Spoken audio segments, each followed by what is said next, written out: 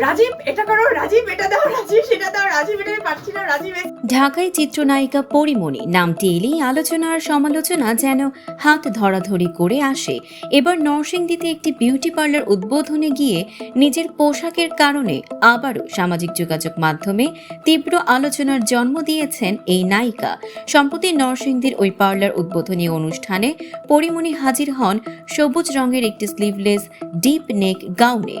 জনসমাগমপূর্ণ আয়োজনে নায়িকার এই খোলামেলা পোশাক অনেক নেটিজেনের চোখে পড়তেই শুরু হয় সমালোচনার ঝড়।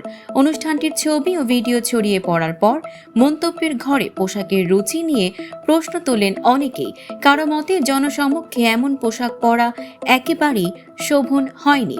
তবে এটি প্রথম নয়। ইদানিং সিনেমার শুটিংয়ের চেয়ে বিভিন্ন শোরুম ও প্রতিষ্ঠানের উদ্বোধনেই বেশি দেখা যাচ্ছে পরীমণিকে। নরসিংদীর ঘটনার আগে রাজধানীর বসুন্ধরায় একটি স্বর্ণের দোকান উদ্বোধন করেও আলোচনায় এসেছিলেন তিনি। একের পর এক ফিতা কাটার অনুষ্ঠানে তার উপস্থিতি এখন যেন নিয়মিত।